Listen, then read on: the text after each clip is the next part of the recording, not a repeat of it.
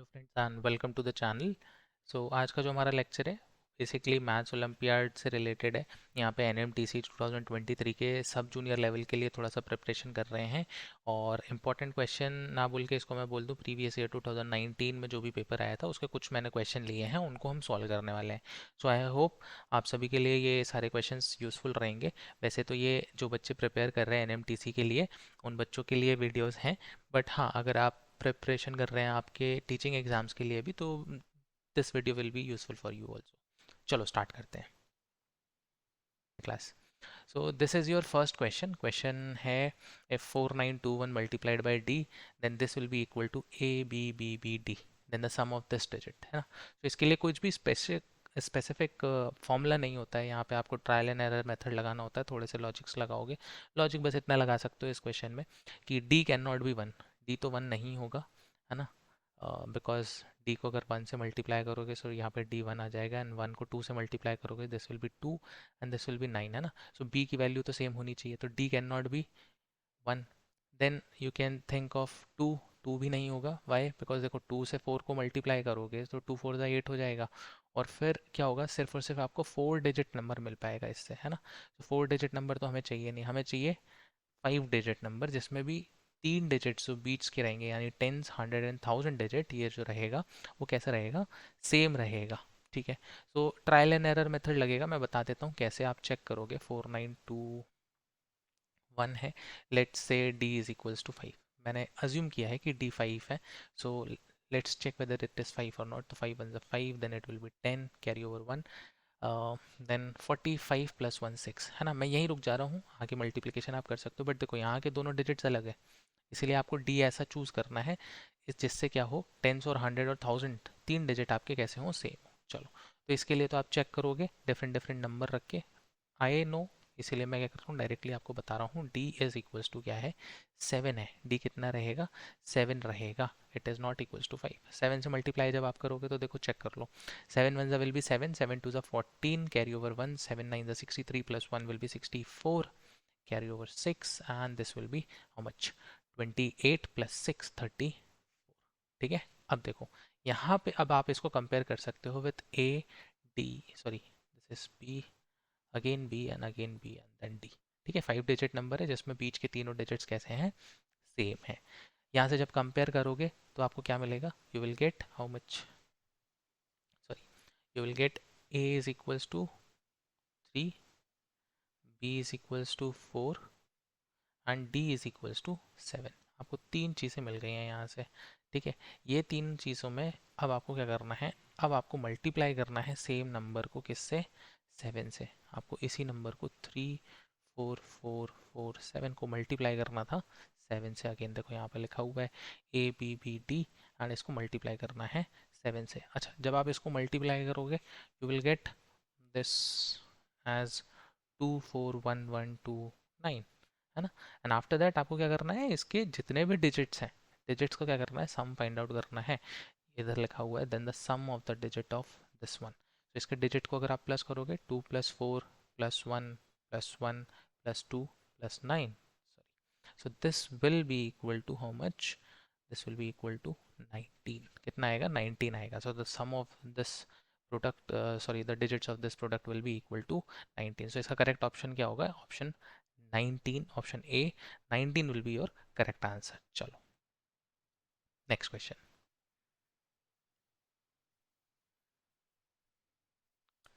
So this is your next question. What is the 2019th digit of the right of the decimal point in the decimal representation of 28 by 5? Sorry, ये 28 by 5 नहीं है, this is 5 by 28। ठीक है। सो इसका decimal representation find out करना है। Decimal representation find out करने के लिए क्या करोगे, 5 को 28 से डिवाइड कर दोगे। कैसे, जीरो लेके, जीरो पॉइंट समथिंग समथिंग। अब जब आप इसका डेसिमल रिप्रेजेंटेशन फाइंड आउट करोगे तो you will see that after some place क्या होगा, डिजिट्स रिपीट होने लगेंगे। अगर रिपीट नहीं होते तो ये इतना दूर का डिजिट पूछता ही नहीं, कुछ तो पैटर्न बन रहा होता, तभी इसने इतना दूर का डिजिट पूछा हुआ है आपसे डेसिमल का। So this 5/28 can be written as 0.1785714। ठीक है, इज इट ओके? इसमें भी रिपीट क्या हो रहा है, सिर्फ 857142। अब बार लगा दिया, दैट मीन्स ये रिपीट हो रहा होगा। अगर इसको थोड़ा सा एक्सपांड करके मैं आपको लिख के दिखा दूँ, तो दिस विल बी 857142, 857142, ऐसे करके ये क्या हो रहा होगा, ये पैटर्न रिपीट कर रहा है अपने आप को, 857142। रिपीट क्या नहीं हो रहा है, 17 रिपीट नहीं हो रहा है। चलो ठीक है। अब हमसे कौन सा डिजिट पूछा गया है, हमसे डिजिट पूछा गया है 2019। यानी अगर मैं देखूं यहाँ पे दो डिजिट तो नहीं हो रहे हैं रिपीट, है ना। तो दो डिजिट रिपीट नहीं हो रहे हैं, तो अगर मैं इन दोनों को हटा दूं और मैं काउंटिंग यहाँ से चालू कर दूं, काउंटिंग यहाँ से चालू करूं, तो मुझे कौन सा डिजिट, कौन से नंबर का डिजिट चाहिए, 2017 का चाहिए ना। यानी 2017 डिजिट मुझे अगर मिल जाए, और रिपीट क्या क्या हो रहा है, 6 डिजिट्स बाद अपने आप को ये रिपीट कर दे रहा है, 857142, है ना। 6 डिजिट बाद ये अपने आप को रिपीट कर देता है। तो आप क्या करोगे, 2017 को 6 से डिवाइड कर लो। जब आप 6 से इसको डिवाइड करोगे, सो 2017 विल बी इक्वल टू 6 × 33 +1। +1 का मतलब क्या हो गया, जो आपका फर्स्ट इस रिपीटेशन में फर्स्ट नंबर है, वही 2017 पोजीशन पे होगा। अब ये मत बोलना कि 2017 पोजीशन क्यों चेक कर रहा हूँ, पहले ही बता चुका हूँ, बिकॉज पहले जो दो नंबर हैं वो अपने आप को रिपीट नहीं कर रहे हैं, इसलिए मैंने इसको इग्नोर किया है और मैं इसके आगे से काउंटिंग कर रहा हूँ। तो फर्स्ट प्लेस पे रिपीटेशन जहाँ से हो रहा है वहाँ पे 8 है, इसीलिए अगर मैं इसका डेसिमल एक्सपांशन देखूँ और इसका 2019 टर्म फाइंड आउट करने की बात सोचूं, तो उसमें क्या रिपीट हो रहा होगा, 8 रिपीट हो रहा होगा। सो ऑप्शन सी करेक्ट है इसका आंसर। रिपीटेशन में क्या आएगा आपके पास, 8 आएगा। चलो नेक्स्ट क्वेश्चन। नेक्स्ट क्वेश्चन बेटा आप देखो क्या है, एक्स बी द नंबर, ये इतना बड़ा नंबर आपको दिया हुआ है, this is equals to x, so 0.000, and zeros कितने टाइम है, विच हैज़ 2019 जीरो, कितने जीरोस हैं, 2019। तो मैं बस रिप्रेजेंटेशन के लिए इसके नीचे 2019 लिख दे रहा हूँ और फिर 1 लिख दे रहा हूँ। यानी इन टोटल यहाँ पे कितने डिजिट्स हैं, 2020 हैं। अब हमसे ये पूछा गया है, then which of the following number is greatest. आपको ये चार ऑप्शन दिए हैं, चार ऑप्शन में पुट करके हम चेक कर लेंगे कि कौन सा नंबर सबसे बड़ा होगा। अब स्टैंडर्ड फॉर्म में कैसे लिखा जाता है नंबर, आई होप आप सभी को पता होगा। अगर जैसे कोई एक नंबर है 0.01, इसको अगर आप स्टैंडर्ड फॉर्म में लिखना चाहो तो कैसे लिखोगे, 10⁻⁻²। By -2 because after this decimal there are 2 digits, है ना। तो अगर इसी नंबर को मुझे स्टैंडर्ड फॉर्म में लिखना होगा, so this will be equal to 10⁻⁻2020। Why -2020 because decimal के बाद यहाँ पे कितने डिजिट्स हैं, 2020, सॉरी यहाँ पे 2020। ठीक है चलो, अब बस हमें क्या करना है, ऑप्शंस में पुट करके देखते हैं। ऑप्शन ए आपका है 10,000 plus x, so this will B how much, 10,000 dot 0000, how many times, 2019 times, और बाद में क्या आ जाएगा, 1 आ जाएगा। तो ये एक नंबर बन गया आपका। नेक्स्ट ऑप्शन बी है, सो इन दिस केस 10,000 को आपको क्या करना है, मल्टीप्लाई करना है एक्स से। तो 10,000 को मैं स्टैंडर्ड फॉर्म में कैसे लिखूंगा, अगर 10,000 है आपके पास, तो बस आपको क्या काउंट करना है, आपको जीरोस काउंट करना है ना। तो 10⁻⁴ लिख सकते हो आप इसको स्टैंडर्ड फॉर्म में। सो 10⁻⁴ मल्टीप्लाइड बाई 10⁻⁻²020, ये एक नंबर मिल गया। अब यहाँ पे laws of powers and exponents वो हम क्लास 8 में पढ़ते हैं, सो यही चैप्टर आपका काम आएगा। अब इसमें देखो क्या फॉर्मूला लग रहा है, अगर आपके पास बेस है सेम, ठीक है, a⁻b एंड a⁻c, ठीक है, बेस सेम है यहाँ पे और these two numbers are multiplying each other, base same रहेगा and the powers get added, ठीक है, ये चीज़ याद रखना है आपको। तो इस केस में भी क्या होगा, बेस सेम रहेगा, 10⁻⁴ multiplied by 10⁻⁻2020, so base same रहेगा and the powers will be adding each other, so this will be equal to 10⁻, अब ये कितना हो जाएगा, -2016, ठीक है। Then you have a option C, इसमें देखो 10,000 डिवाइडेड बाई एक्स, सो 10,000 को मैं कैसे लिख रहा हूँ, 10⁻⁴, and this here is division and 10⁻2020। अब सेम देखो बेटा, नेक्स्ट प्रॉपर्टी क्या होती है इसी में, अगर बेस सेम है a⁻b डिवाइडेड बाई a⁻c, ठीक है, अगर बेस सेम है तो पावर्स क्या होंगे, सब्सट्रैक्ट हो जाएंगे, a⁻b माइनस सी, a⁻b माइनस सी। अब यहाँ पे देखो 10⁻⁴ है माइनस माइनस ऑफ 2020, इसको आप कर लोगे सॉल्व तो कितना आ जाएगा, this will be equal to 10⁻2020। Next option D है आपके पास। ऑप्शन डी में देखो 1/x² बोला गया है। 1/x² का मतलब क्या हो गया, देखो 1/x पहले तो मैं निकाल देता हूँ। 1/x कितना हो जाएगा, दिस विल बी 1/10⁻²0²0। इसको आप कैसे लिख सकते हो, 10⁻²0²0। इसका भी आपको फाइंड आउट क्या करना है, एक्स का स्क्वायर फाइंड आउट करना था। इसका स्क्वायर फाइंड आउट कैसे करोगे, इसका स्क्वायर फाइंड आउट कैसे कर सकते हैं बेटा, 2020 इसका स्क्वायर। अब एक और प्रॉपर्टी हम पढ़ लेते हैं। अगर a⁴ b है एंड होल पावर c है, तो आप इसको कैसे लिख सकते हो, a⁴b मल्टीप्लाइड बाय c, ऐसे लिखा जा सकता है ना। So this will be equal to 10⁻, मैं यहाँ पे लिख देता हूँ, चलिए 10⁻40 है ना। 2020 को मल्टीप्लाई करोगे 2 से तो 4040। अब आपके पास यहाँ पे 4 नंबर है जिसमें आपको इजी पता है कि कौन सा नंबर बड़ा होगा, है ना। इजली पता चल रहा है कौन सा नंबर बड़ा होगा, आपका ऑप्शन डी, है ना, ऑप्शन डी। 10⁻4040 ये आपका ग्रेटेस्ट होगा। इसमें ऑप्शन कौन सा करेक्ट है, ऑप्शन डी करेक्ट है, दैट इज 1/x²।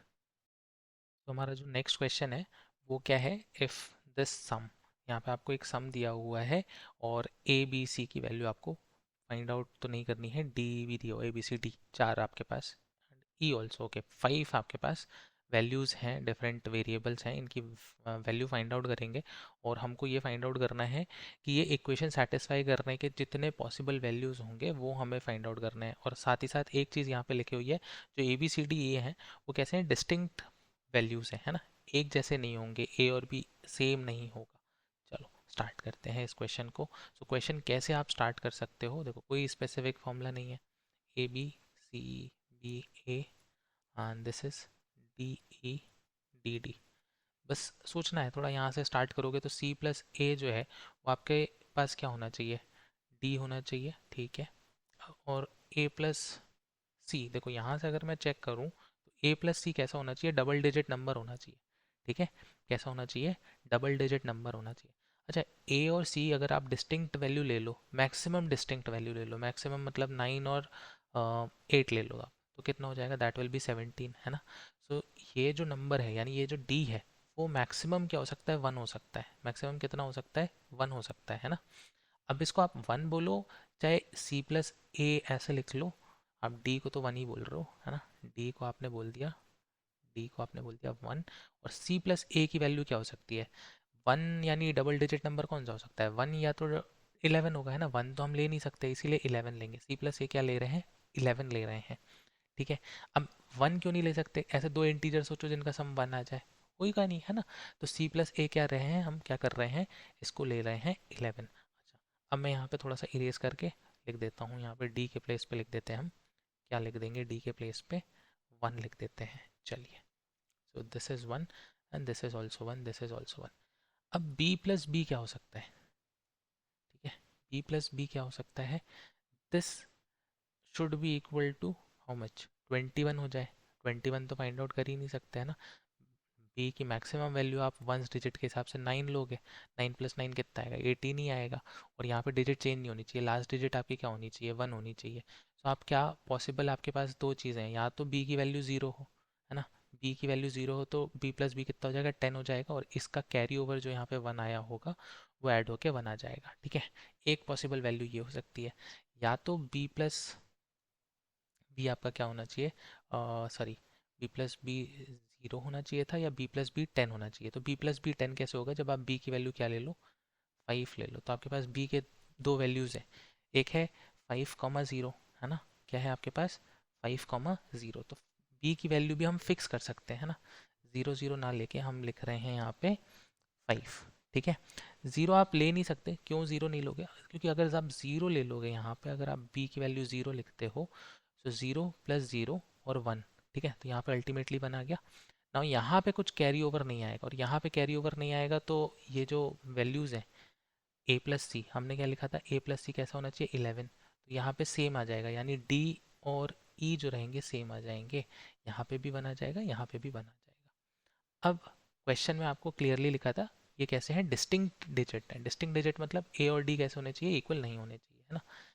इसलिए मैं क्या कर रहा हूँ यहाँ पे, कैरी ओवर आ जाए इसलिए मैं बी ज़ीरो ज़ीरो नहीं लिख सकता। चलो, B can not be zero zero, ठीक है। सो हमारे पास जो बचा हुआ एकमात्र ऑप्शन है वो क्या है, 5 और 5 हो सकता है, ठीक है। तो ये आपका थोड़ा सा और सिंप्लीफाई हो गया है। अभी सिर्फ हमारे पास ये चीज़ मिली है हमें, हमें बस इतना सा पता चला है कि ये ए और सी, इनका सम कितना होना चाहिए, 11 होना चाहिए। ए और सी का सम 11 होना चाहिए। इसके अलावा आपको कोई खास चीज़ पता नहीं चली है। अच्छा देखो, यहाँ पे भी 5 + 5 करोगे तो कितना हो जाएगा, 11 होगा। यानी इसका मतलब यहाँ पे कैरी ओवर 1। और ए प्लस सी हम ऑलरेडी कितना लिख चुके हैं, 11 लिख चुके हैं। इसलिए यहाँ से आपको मिलेगा 11 + 1 करोगे तो 12 हो जाएगा। 11 + 1 करोगे तो 12 हो गया, यानी इस वैल्यू पे कितना आ जाएगा, 2 आ जाएगा। तो मैं इसको यहाँ से इरेज ही कर देता हूँ। और अल्टीमेटली जो हमारा सम था, इसमें हमारे पास ये सारे वैल्यूज़ मिल गए हैं, ठीक है। यानी डी की वैल्यू मिल गई आपको 1, है ना, ई की वैल्यू मिल गई आपको 2, और बी की वैल्यू मिल गई आपको 5, ठीक है। बस ऐसे आपको सोचना है, और कोई स्पेशल फॉर्मूला नहीं रहेगा इसको सॉल्व करने के लिए। चलो, सो ए प्लस सी कितने वेज में आप लिख सकते हो, that should be equal to 11। बस आपको यही सोचना है कि आप कितने वेज में लिख सकते हो। तो अगर मैं ए की वैल्यू 3 लूँ, सो सी कितना हो जाएगा, 8 हो जाएगा, ठीक है। नेक्स्ट आप क्या कर सकते हो, 4 और 7 लिख सकते हो, 4 + 7 भी लिख सकते हो ए की वैल्यू के लिए। और इसको ही अगर आप रिवर्स कर दो, 6 + 5 लिख सकते हैं क्या, 6 + 5 भी 11 लिख सकते हैं। पर इस केस में क्या हो जाएगा, जो सी की वैल्यू है that will be equal to B, और क्वेश्चन के अकॉर्डिंग वैल्यूज़ कैसे रखने हैं, डिस्टिंक्ट। तो ये केस, वैसे तो एडिशन आपको 11 देता है बट हम कंसिडर नहीं करेंगे। तो नेक्स्ट ऑप्शन आपके पास क्या है, 7 + 4 लिख लो या 8 + 3 लिख लो।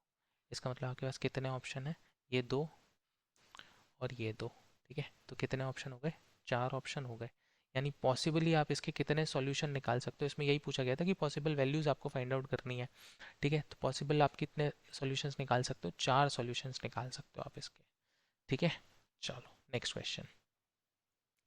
इन अ 5 by 5 ग्रिड, आपके पास क्या है, एक 5 by 5 का एक ग्रिड है। उसमें आपके पास क्या है, 25 सेल्स होंगे, ऑब्वियस है। चलो पहले ड्रॉ कर लूँ, 5 by 5 ग्रिड एक ड्रॉ कर ली जाए। 1 2 3 and 4, and this will be 5, as well as 1 2 3 4, ठीक है। So this is your 5 by 5 grid, है ना, 5 कॉलम 5 रो, 25 सेल रहेंगे, है ना। जिनानी हैज़ टू एंटर 0 and 1, तो आपके पास क्या है, दो डिजिट्स हैं, 0 और 1। ये डिजिट्स को आपको इसमें एंटर करना है सच दैट ईच सब स्क्वायर ग्रिड ऑफ 2 by 2, है ना। सब स्क्वायर ग्रिड ऑफ 2 by 2 मतलब आप क्या करो, जैसे ये एक ग्रिड ले लिया मैंने, है ना, इस ग्रिड की बात कर रहे हैं। ऐसा आप 4 स्क्वायर्स का ग्रिड कहीं भी ले सकते हो, है ना। Has exactly 3 equal numbers, what is the maximum possible sum of the number in all 25 cell, ठीक है। क्या कर सकते हो, दो कंडीशन हो गई।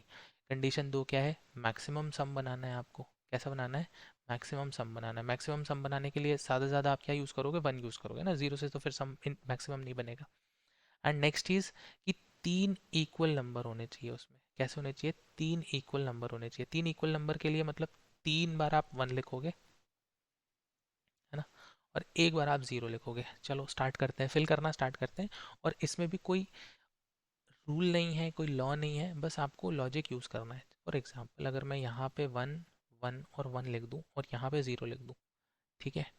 चलो, सो क्या होगा, ये तो ठीक है, इट इज़ ओके। अब अगर मैं यहाँ पे एक 1 लिखूँ, यहाँ पे 0 लिखूँ, तो भी क्या 2 by 2 का ग्रिड जो मैं बनाऊँगा वो सेटिस्फाई कर रहा है, 3 1 और 1 0, यस कर रहा होगा, ठीक है, करेगा, ठीक है। And if I right 1 over here 1 over here, तो भी ये 0 1 आ रहा है और 3 1 आ रहा है, ठीक है, अभी तक तो सही चल रहा है। नेक्स्ट, यहाँ पे क्या करना पड़ेगा, मुझे 1 लिखना पड़ेगा। तब यहाँ पे क्या होगा, 3 1 होंगे इस छोटे स्क्वायर में, 3 1 और 1 0 हो गए, ठीक है। यहाँ पे 1 लिखा, यहाँ पे भी 1 लिखेंगे और यहाँ पे भी 1 ही लिखेंगे, है ना। तभी आपके पास 3 ग्रिड में 0 हो गए। चलो नेक्स्ट, नेक्स्ट आप क्या कर सकते हो, यहाँ 0 लिख दो, ठीक है, वेरी गुड। यहाँ पे 1 लिखा और यहाँ पे 1 और 1 लिख रहे हैं। मैं 1 और 1 ये ऐसे 1 0 1 0 क्यों कर रहा हूँ, क्योंकि बस मैं ग्रिड बना के देख रहा हूँ। 2 बाई 2 का ग्रिड बना के देखो और फिर आप क्या करो, उसमें 1 0 1 0 एंटर करना शुरू कर दो, जिससे कि क्या हो कि आपके मैक्सिमम सम आ जाए, है ना। आपका सम कैसा आना चाहिए, मैक्सिमम आना चाहिए। और 2 बाई 2 ग्रिड में क्या होना चाहिए, 3 एक जैसे नंबर होने चाहिए। 3 एक जैसे नंबर हम कौन से ले रहे हैं, 1 ले रहे हैं ना। ठीक है, चलिए नेक्स्ट। फिर सेम सेम पैटर्न फॉलो करेगा ये तो। देखो 1 1 0 1 1 1, सॉरी यहाँ पे 0 आना चाहिए, this will be 0, this will be 1 and this will be again 1, then यहाँ पे क्या आएगा, 0 एंड 1। अब आप इसमें देखो कोई सा भी 2 बाई 2 ग्रेड का ले लो। 2 बाई 2 ग्रेड में आपके पास 3 1 होंगे और एक 0 होगा। कोई सा भी आप पिक कर सकते हो 2 बाई 2 का ग्रेड, ठीक है। चलो, अब इसमें अगर मैं नंबर ऑफ वन की काउंटिंग करूँ तो कितने हैं, 1 2 3 4 5 6 7 8 9 10 11 12 13 14 15 16 17 18 19, कितने हो गए, 19 हो गए। तो पॉसिबली यहाँ पे कितने हो रहे हैं, 19 हो रहे हैं। अब यहाँ पे ऑप्शन आपके पास 19 है, पर क्या ये मैक्सिमम है, क्या ये मैक्सिमम है, बस हमें यही चेक करना रहेगा। तो मैं एक और बना रहा हूँ 5 बाई 5 का, ठीक है। 5 बाई 5 की एक ग्रिड और बनाएंगे हम। और यहाँ पे मैं आपको दूसरा पैटर्न एक बताता हूँ कि कैसे फिल करना है आपको। 1 2 3 और 4 5, ठीक है। इसमें मैं दूसरा पैटर्न यूज़ करने वाला हूँ और दूसरे पैटर्न से हम चेक करेंगे कि क्या सम मैक्सिमम आ रहा है। चलो, क्या करना है, 1 1, और इस बार यहाँ 0 ना लेके मैं यहाँ 1 ले रहा हूँ, यहाँ पे 0 लिख रहा है, ठीक है। नाउ अगेन क्या करेंगे, दिस विल बी योर 1 1 0 1 1, है ना। अब आप इसमें भी कोई सा भी 2 बाई 2 का ग्रेड लोगे तो क्या होगा, आपके पास जो भी सम आएगा, और सॉरी 3 वंस रहेंगे और एक 0 रहेगा, और सम कैसा होगा, मैक्सिमम होगा। मैं इसको पहले फिल कर देता हूँ और फिर हम चेक करेंगे कि इसमें सम कितना आ रहा है, मैक्सिमम, ठीक है। 0 1 1 1 एंड हेयर 0 1 1 एंड 1, ठीक है। अब इसमें आप क्या कर सकते हो, कोई भी 2 बाई 2 का एक ग्रिड ले लो, अपनी मर्जी से 2 बाई 2 का एक ग्रिड ले सकते हो। जैसे मैंने बीच में यहाँ पे एक 2 बाई 2 का ग्रिड ले लिया, ये रहा 2 बाई 2 का ग्रिड। इसमें देखो 3 नंबर एक जैसे हैं, यानी 1 1 1 है और एक 0 है। अब अगर मैं इसमें 1 की काउंटिंग करूँ, मैं 0 काउंट कर लेता हूँ और 25 में से माइनस कर दूंगा, तो 1 2 3 और 4, ठीक है। तो यानी 4, 25 में से 4 गए, सॉरी, तो कितना आएगा, 24, सॉरी 21 दिस विल बी 21, ठीक। इसका मतलब ये सम कैसा है, मैक्सिमम है। मैक्सिमम कितना है, 21, ठीक। मैक्सिमम सम कितना है, 21। अगर आपको ऐसा लगता है कि मैक्सिमम सम 23 भी हो सकता है, तो एक ऐसे ही 5 बाई 5 का ग्रिड बनाओ और उसको ड्रॉ करके चेक कर लो कि क्या मैक्सिमम आप 1 1 1 रखो, सो दैट सम कितना आना चाहिए, मैक्सिमम होना चाहिए, यानी 23 हम अज्यूम करके चल रहे हैं। साथ ही साथ 2 बाई 2 का कोई सा भी ग्रिड लोगे अगर आप, तो उसमें क्या होना चाहिए, 3 1 होने चाहिए और एक कोई सा भी 0 होना चाहिए, ठीक है। चलो, सो इसका इसका करेक्ट आंसर तो 21 है। आगे चलते हैं, नेक्स्ट क्वेश्चन। चलो, अभी तक जितने भी क्वेश्चंस थे वो थोड़े से लॉजिक बेस्ड थे। जो हमने क्वेश्चन नंबर 2 किया था उसमें थोड़ा सा बस फॉर्मूला लग रहा था। अब नेक्स्ट ये जो है इसमें भी हम सिंपल अपना एरिया का फॉर्मूला लगाएंगे और यहीं से क्वेश्चन सॉल्व कर लेंगे। क्वेश्चन क्या है, ए बी सी डी आपके पास एक स्क्वायर है, E is 1/4 of the way from A to B, ठीक है। तो ये जो पॉइंट है ये कितना है, 1/4 है।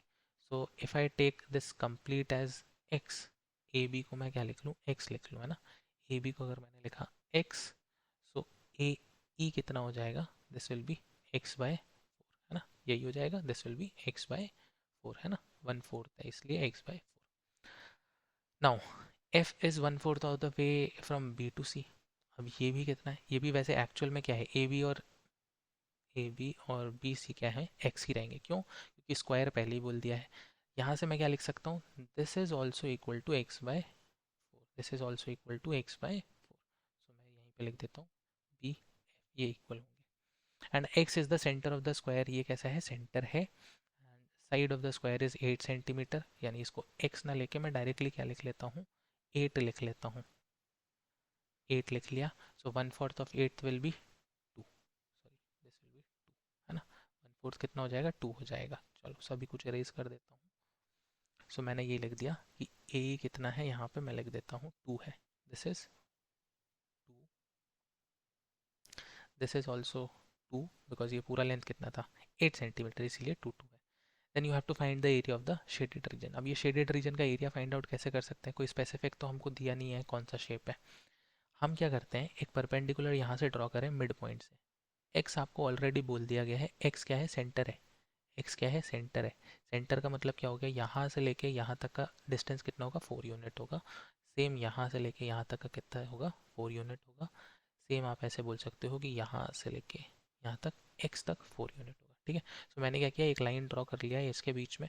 नाउ अब मैं क्या देख सकता हूँ, यहाँ पे दो ट्राइंगल हो गए, ट्राइंगल हो गए। साथ ही साथ मैं क्या कर रहा हूँ, यहाँ से एफ से भी एक परपेंडिकुलर ड्रॉ कर देता हूँ इस पे। ये ड्रॉ करने से क्या मिल जाएगा मुझे, ट्राइंगल्स मिल जाएंगे ना। इस पॉइंट को A B C D E F, इसको लिख लेते हैं जी, और इसको लिख लेते हैं एच, ठीक है। चलो अब सॉल्व करना हम स्टार्ट कर सकते हैं। स्टार्ट किया जाए क्वेश्चन सॉल्व करना। तो हमें सबसे पहले तो चाहिए क्या, कि पूरा, अगर मुझे पूरा एरिया निकालना हो, सो एरिया कैसे निकालेंगे, पहला तो ट्राइंगल ले लेता हूँ, area of triangle, area of triangle E H x, है ना। ई एच एक्स का हम एरिया निकाल सकते हैं। ई एच कितना होगा, 2 होगा, बिकॉज टोटल 8 था एंड दिस वाज 1/4, और ये कितना है, ये तो ऑलरेडी 4 है, ठीक है। This is 2 and this is also 2। So triangle का एरिया कैसे निकालोगे, हाफ बेस इनटू हाइट, है ना। हाफ बेस इनटू हाइट, ये आपका फॉर्मूला हो गया।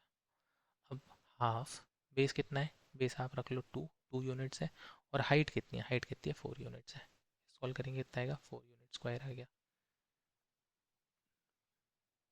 चलो एक एरिया तो मिल गया। दूसरा एरिया देखो, एरिया ऑफ, अब ये आपके पास क्या है, एक रेक्टेंगल है। रेक्टेंगल कौन सा, एच जी एफ, ठीक है। तो इसको क्या करोगे, लेंथ इनटू ब्रेथ। अब यहाँ पे लेंथ कितनी है, ये लेंथ है आपकी 4, और ब्रेथ कितना है आपका 2 है। तो कितना हो गया, 4 इंटू 2, कितना हो जाएगा, 8 यूनिट स्क्वायर। अच्छा यहाँ पे यूनिट स्क्वायर लिख रहा हूँ, सेंटीमीटर दिया हुआ तो सेंटीमीटर स्क्वायर डायरेक्ट लिख लेते हैं अपन, कोई इशू नहीं है। एंड नेक्स्ट जो लास्ट आपका एरिया बच रहा है, हमने दो एरिया निकाल लिया है ना। यहाँ पे दो एरियाज आप ऑलरेडी निकाल चुके हो। पहला एरिया आपने ये ट्राइंगल निकाला था, दूसरा एरिया आपने ये ट्राइंगल निकाला। अब तीसरा एरिया हम कौन सा निकाल रहे हैं, ये एरिया निकाल रहे हैं। So this is your first one, this is your second one, and ये थर्ड वन आप एरिया निकाल रहे हो। एरिया ऑफ ट्राइंगल, ट्राइंगल क्या है, जी एफ एक्स। सेम फॉर्मूला लगाओगे, half base into height. Half base into height के लिए आपके पास हाइट अब कितनी दी हुई है, हाइट ही हो जाएगी आपकी 4, है ना, 4 यूनिट्स या 4 सेंटीमीटर कुछ भी लिख लो, 4। और बेस कितना हो जाएगा, ये, अब ये कितना था, आप कैसे फाइंड आउट करोगे, ये 2 है, यहाँ से ले यहाँ तक 4 है, तो ये बचा हुआ कितना हो गया, 2 हो गया। सो दिस विल बी 2, ईजी हो गया। 4 यूनिट स्क्वायर या सेंटीमीटर स्क्वायर जो लिखना है लिख लो। इन सबको प्लस कर लो, प्लस कर लोगे तो कितना हो जाएगा, 4 प्लस 4, 8 प्लस 8 विल बी 16, यानी कितना है आंसर इसका, 16 सेंटीमीटर स्क्वायर। करेक्ट आंसर क्या होगा, 16 सेंटीमीटर स्क्वायर। चलो ये जो एक क्वेश्चन है, पहला क्वेश्चन ऐसा मिला है जिसको मैं बोल सकता हूँ हाँ पूरा जो आपका क्लास 7th और 8th का कॉन्सेप्ट है उसी में से है। बाकी सब तो ऐसे जनरल क्वेश्चंस थे, आप दिमाग लगाना और सॉल्व करना है। चलो एक क्वेश्चन और है from the same space. A B C D आपके पास क्या है, इट इज़ अ रेक्टेंगल, एक रेक्टेंगल दिया हुआ है और E and F are the mid point of C D and A B. चलिए ठीक है। सो अगर मैं इसको पूरा यहाँ पे तो एरिया, हाँ यहाँ पे आपको एक्स के टर्म भी फाइंड आउट करना होगा। तो ये जो डी सी है, डी सी आपको पूरा दिया हुआ है एक्स, तो आप ये लिख सकते हो कि ई सी कितना हो जाएगा, E C will be X by 2, half है ना। एंड साथ ही साथ G is the mid point of A F, G कैसा है, ये मिड पॉइंट है। तो अगर आप ए बी पूरा एक्स लिखोगे, सो ए जी क्या हो जाएगा, ए जी इज आधे का भी आधा, है ना। ए एफ तो हाफ था और उसका भी हाफ करोगे तो A G will be X by 4। A G कितना हो गया, X by 4। Then the ratio of the A B C D and area of A G A E C G, ठीक है। तो आपको पूरा रेक्टेंगल का एरिया निकालना है, area of A B C D, इसका रेशियो किससे फाइंड आउट करना है, आपका रेशियो फाइंड आउट करना है एरिया ऑफ AECG। अब आपको ये पता होना चाहिए कि ये जो एरिया है, ये एरिया है क्या, इसको हम क्या बोल सकते हैं, इसको आप क्या बोलोगे, ट्रेपेजियम बोलोगे।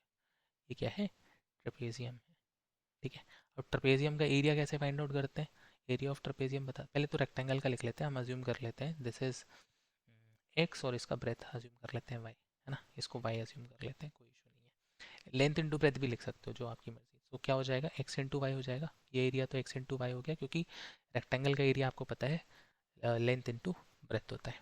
अब area of this trapezium, area of trapezium क्या होता है, half sum of parallel side, sum of parallel sides multiplied by height, है ना, ये फॉर्मूला होता है। अब फॉर्मूला में अगर आप सारी चीज़ें पुट करो तो देखो, हाफ तो एज इट इज़ लिखा मैंने, sum of parallel sides, parallel sides कौन से, ये एजी, एजी किसके पैरेलल होगा, ईसी के पैरेलल होगा। क्यों, क्योंकि रेक्टेंगल के साइड्स तो कैसे होते हैं, पैरेलल ही होते हैं। एजी हमने पहले ही फाइंड आउट कर लिया था, कितना है, x/4, और ईसी कितना है, x/2, है ना। सो इनका सम कितना हो जाएगा, x/4 प्लस x/2, ठीक, मल्टीप्लाइड बाय हाइट। अब इस ट्रेपेजियम की हाइट कैसे फाइंड आउट करोगे, ये ऐसे, ये इसका हाइट रहेगा, height will be equal to Y. चलो, तो देखो, एक्स से एक्स कैंसिल, सॉरी वाई से वाई कैंसिल, और एक्स से एक्स कैंसिल, बचा क्या आपके पास, 1/1/2, एंड ये 1/4 प्लस 1/2 कितना हो जाएगा, 1/4 प्लस 1/2 कितना हो जाएगा, कितना हो जाएगा, दिस विल बी 3/4, कितना हो जाएगा, 3/4। और जब आप इसको सॉल्व करोगे सो this will B how much, 8/3, या इसी को आप रेशियो में कैसे लिख सकते हो, 8:3 लिख दोगे। ठीक है, चलो, सो आंसर कितना आया, option D, that is 8/3। Next question, same question आ गया। ऐसे हमने दो क्वेश्चन कर लिए हैं। तो इस पेपर में ऐसे क्वेश्चंस बहुत आए थे, अगर आपको इस टाइप के क्वेश्चन मिलते हैं जहाँ पे आपको वैल्यूज़ फाइंड आउट करनी है, तो ढेर सारे क्वेश्चन कर लो बाहर से भी, है ना। और अगर कुछ डाउट होता है, किसी भी बच्चे को कुछ भी डाउट आता है इन सारे क्वेश्चंस में, या ऐसे कोई क्वेश्चन है जो आपको नहीं बन रहे हैं, तो टेलीग्राम का लिंक मैं नीचे दे दूंगा, उस टेलीग्राम ग्रुप पे आप क्या कर सकते हो, क्वेश्चन पोस्ट कर सकते हो, या मुझे डायरेक्टली भी बता सकते हो। बच्चों को पता है, जो मेरे पर्टिकुलर बच्चे हैं उनको पता है कैसे मुझे फाइंड आउट करना है। बाकी अगर कोई अदर टीचर है, कोई और इस वीडियो को देख रहा है और उसको कोई ऐसे क्वेश्चंस हैं या क्वेश्चन डाउट आ रहे हैं, तो they can send me the question on my Telegram group. अब नेक्स्ट क्वेश्चन करते हैं। दिस इज, आपको सम दिया हुआ है, each alphabet represents a different digit, है ना, पहली चीज़ क्लियर हो गई। सारे डिजिट्स कैसे रहेंगे, डिफरेंट रहेंगे। आपको क्या बताना है, maximum possible value of this flat, maximum possible value बतानी है इस टर्म की, है ना। तो इसमें तो सिंपल आपको क्या करना होगा, सारे डिजिट्स का वैल्यू फाइंड आउट करना होगा, सॉरी सारे अल्फ़ाबेट्स का वैल्यू फाइंड आउट करना होगा। चलो, तो मैं लिख देता हूँ, RATMATWAT और FLA, इनको आप सबको प्लस कर रहे हो। अच्छा, तीन डिजिट, मतलब सॉरी एक डिजिट जिसको आप 3 बार प्लस कर रहे हो, तो सेम आ जाए, कौन सा डिजिट हो सकता है, या तो 000 होगा, है ना, क्या होगा, 000 हो सकता है, या तो क्या हो सकता है, 555 हो सकता है ना। यहाँ पे अब देखो, सो क्या लें, टी को 0 ले लें या ए को 0 ले लें, ये आपके पास दो ऑप्शन है ना। देखो, because A plus A plus A plus A भी यहाँ पे कितना आ रहा है, ए ही आएगा। अब क्या करें, सो मैक्सिमम वैल्यू आपको मिलनी चाहिए। तो क्या है, टी शुड बी 0 और 5, है ना, टी को आप 0 या 5 भी ले सकते हो। बट अगर आप टी को 5 लोगे, टी को क्या लोगे, 5 लोगे, तो 5 + 5 + 5 कितना हो जाएगा, 15 हो जाएगा। तो यहाँ पे 15 और कैरी ओवर 1 आ जाएगा। फिर a+a+a ऐसा कोई डिजिट ढूंढना पड़ेगा जिसको आप 3 बार ऐड करो और +1 करो, सेम डिजिट आएगा, है ना। ये तो गलत हो जाएगा। तो आप टी को तो, टी कैन नॉट बी 5, 5 इसलिए नहीं ले रहा हूँ क्योंकि कैरी ओवर आ जाएगा, बस इतनी सी लॉजिक है ना। और कैरी ओवर जब आएगा तो 0 + 0 + 0 कितना आना चाहिए था, 0 आना चाहिए था, बट कैरी ओवर 1 रहेगा तो यहाँ पे 1 आ जाएगा। फिर ए की डिफरेंट वैल्यू हो जाएंगी, दो डिफरेंट वैल्यूज हो जाएंगी।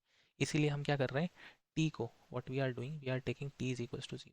चलो, 0 0 0 लिखा, तो सम में 0 आया, और यहाँ पे मैं ले लेता हूँ 5 5 और 5। ठीक है, तो यहाँ कितना हो जाएगा 15 हो जाएगा, कैरी ओवर 1 ऊपर आ जाएगा। अब कैरी ओवर ऊपर 1 आ गया, तो चलो मैक्सिमम वैल्यू चाहिए आपको फ्लैट की, है ना। मैक्सिमम वैल्यू क्या कब आएगी, जब आपके आर एम वी कैसे होंगे, मैक्सिमम होंगे। तो आर आप मैक्सिमम ले लो 9, वी आप ले लो फिर 8, और सॉरी एम आप ले लो 8 और वी ले लो 7, है ना। चलो इनको रख के देख लेते हैं। 9, 8 और 7 प्लस करेंगे तो कितना आ जाएगा, 9, 8 और 7 प्लस करोगे तो कितना आ रहा है 25। अच्छा, अब 25 आ रहा है, यहाँ पे एल है, एल की वैल्यू कितनी आ रही है 5 आ रही है, और ए को तो हमने ऑलरेडी कंसिडर कर रखा है 5, तो यहाँ पे 5 तो नहीं आना चाहिए, है ना। यानी इनमें से जो डिजिट हमने ली हैं वो एक गलत कोई सी डिजिट है, एक आपको डिजिट दूसरी लेनी पड़ेगी। सो मैक्सिमम सम रहा है, इसलिए हम क्या करते हैं, बस एक कम कर देते हैं किसी में भी। तो 7 में मैं कम कर देता हूँ, 7 को हटा के मैं 6 कर देता हूँ, क्या कर देता हूँ 6 कर देते हैं। तो सम कैसा रहेगा, मैक्सिमम रहेगा, इसको मैंने 6 कर दिया। नाउ लेट्स ऐड दिस, तो कितना हो जाएगा 2450। इसका मतलब एफ की वैल्यू कितनी है 2 और एल की वैल्यू कितनी है 4, ठीक है। तो ये अगर सेट रहेगा वैल्यूज़ का अल्फ़ाबेट का, तो आपको मैक्सिमम सम कितना मिल सकता है 2450, which option 2450 is first option, ठीक है। चलो next question. Now the next question is how many positive integers smaller than 400 you get as a sum of 11 consecutive positive integer। Okay, आपको क्या करना है, 11 पॉजिटिव consecutive नंबर लेने हैं such that their sum should be less than 400। सो अगर मैं 1 से start करूं, सो 1 + 2 अब टिल कहाँ तक करना है मुझे 11 तक। इसको जब आप प्लस करोगे then this sum will be 66। Next 11 digits लूँ अगर, तो 2 + 3 + 12 तक, सो सम कितना आएगा, this will B how much 77। Okay, and 3 + 4 + up till 13, so this will B 88। देखो यहाँ से आपको पैटर्न समझ में आ गया, पैटर्न क्या समझ में आ गया, ये कैसे आ रहे हैं, प्रोडक्ट में आ रहे हैं 11 × 6, 11 × 5, 5 नहीं 7, 11 × 8, ठीक है। ये प्रोडक्ट आपको समझ में आ गया। अगर आप 11 कॉन्जिक्यूटिव नंबर्स ले रहे हो पहले, फर्स्ट कॉन्जिक्यूटिव इंटीजर्स ले रहे हो, तो वो क्या आ रहा है, sum of sorry product of 11 and some other number ही आ रहा है, ठीक है। अब आपको क्या करना है, आपको नंबर्स लेने हैं कहाँ तक, so that the sum should be less than 400 only, है ना। तो क्या कर सकते हैं हम, 11 को मैक्सिमम पॉसिबल किस नंबर से मल्टीप्लाई करूं, so that sum should be sum should be less than और इक्वल टू 400 होना चाहिए।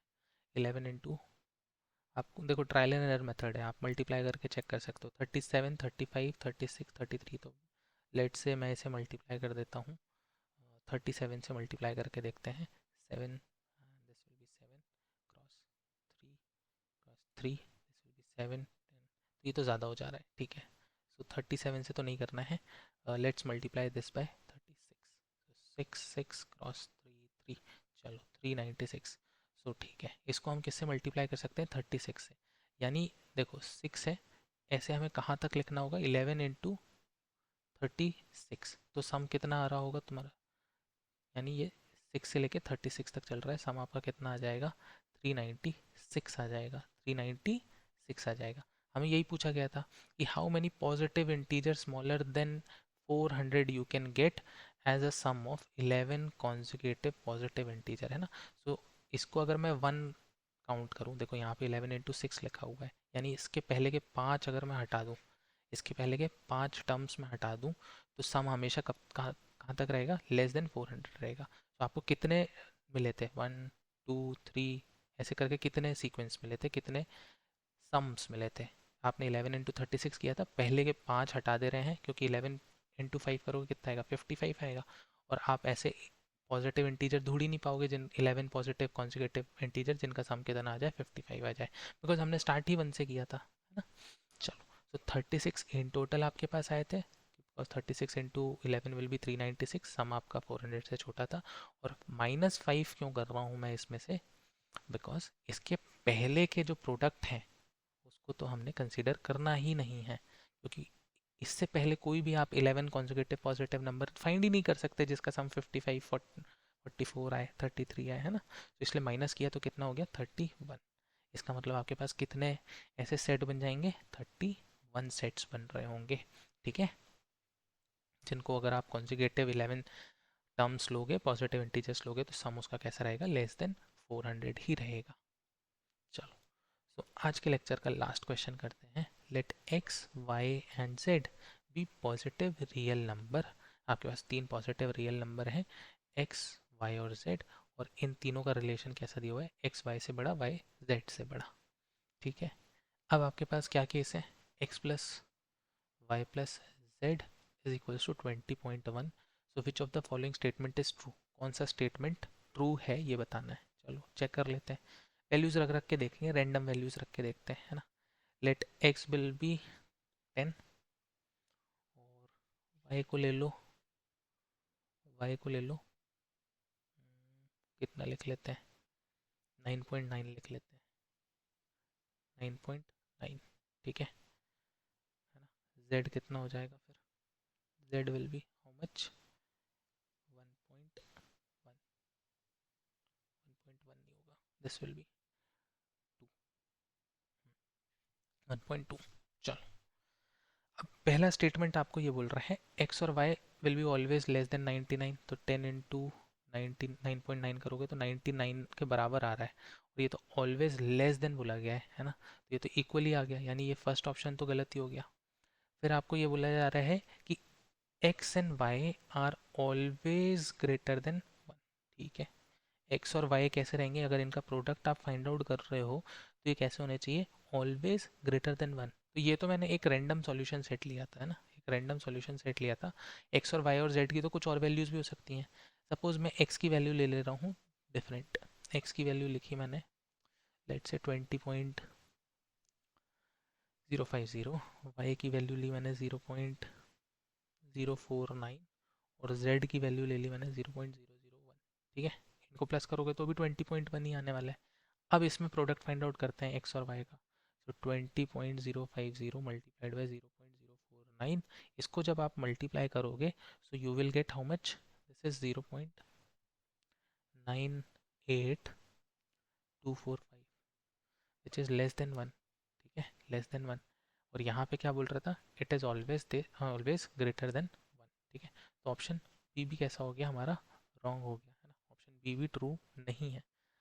चलो next, let me just erase all of this. Next आपके पास क्या है, एक्स और वाई हमेशा कैसे होने चाहिए, that can not be equal to 75, ऐसा, ऐसा तो नहीं है, ऐसा भी नहीं है। एक्स को मैं अज्यूम कर लूँ, लेट से 15, नॉट 10, लेट से इट इज़ 15। मैं बस कर क्या रहा हूँ, मैं एक एक करके ऑप्शंस को गलत प्रूफ करते जा रहा हूँ, है ना। ऐसे वैल्यूज़ ले रहा हूँ एक्स और वाई के, जिससे कि ये जो कंडीशन गिवन है मैं उसको डिस्प्रूव कर सकूँ। सो मेरा अब तीसरा टास्क क्या है, एक्स और वाई ऐसे चूज़ कर लूँ जिससे कि प्रोडक्ट 75 आ जाए, और जेड एक ऐसा नंबर ले लूँ जो कि क्या हो, जिसका सम कैसे हो जाए, एक्स वाई और जेड का सम हो जाए 20.1 हो जाए, है ना। चलो, तो अगर मैं एक्स ले लूँ अपना 15, और वाई को कंसिडर करें कितना, let's say it is 5, और z will be equal to 0.1, है ना। now you can check x y का प्रोडक्ट कितना आएगा, 15 into 5, that will be equal to 75, ठीक है। so आप ऐसे एक्स वाई भी फाइंड आउट कर सकते हो कि जिसको मल्टीप्लाई करें तो कितना आ जाए, 75 आ जाए, ठीक है। so ऑप्शन सी भी गलत हो गया है, सो बचा क्या ऑप्शन डी, बचा क्या है option D, that Y Z is not equals to 49। Y Z कैसा है, हमेशा कैसा नहीं हो सकता है, 49 नहीं हो सकता है। तो 49 लाने के लिए आपको क्या चाहिए, 49 लाने के लिए आपको क्या चाहिए रहेगा, 7 into 7, है ना, 7 into 7 चाहिए, है ना, 7 into 7। और yes we know that X और वाई कैसे होंगे, दोनों एक दूसरे से, सॉरी वाई कैसा होना चाहिए, एक्स से छोटा होना चाहिए, आप दो सेम डिजिट नहीं ले सकते हो, है ना।